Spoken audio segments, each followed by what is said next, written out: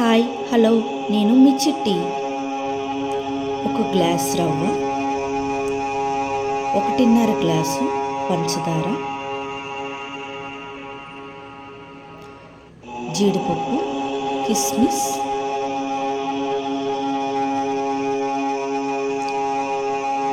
ఒక కళాయిలో కొంచెం నెయ్యి వేసుకొని జీడిపప్పు కిస్మిస్ ముందుగా ఫ్రై చేసుకోవాలి. తర్వాత ఒక గ్లాస్ రవ్వను వేసి బాగా వేయించుకోవాలి.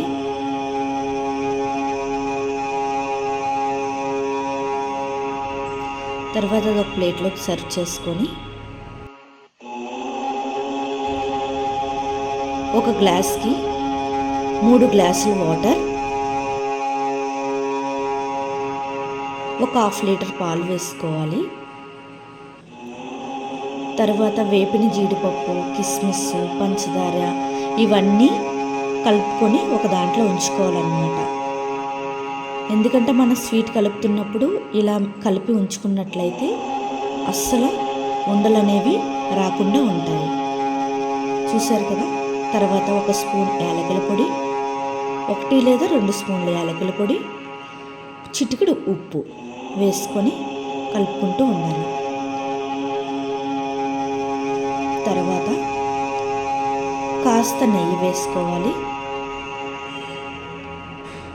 నెయ్యి ఎక్కువ ఇష్టం ఉన్న వాళ్ళు ఎంత నెయ్యి వేసుకున్నా కూడా ఈ స్వీట్లో చాలా బాగుంటుంది. నాకైతే నెయ్యి అంటే చాలా ఇష్టం, నేనైతే బాగా వేసుకుంటాను. తర్వాత చూసారు కదా, ఈ విధంగా అయ్యేంత వరకు మంచిగా ఉంచుకోవాలన్నమాట. దీని తర్వాత స్టవ్ ఆపుకొని మళ్ళీ ఒక 2 గరిటెలు నెయ్యి వేసుకోండి. చూసారు కదా, స్వీట్ ఎంత సింపుల్గా అయిపోయిందో. చలికాలంలో కానీ వర్షాకాలంలో కానీ ఈ స్వీట్ తింటే చాలా చాలా బాగుంటుంది అన్నమాట. Thank you all.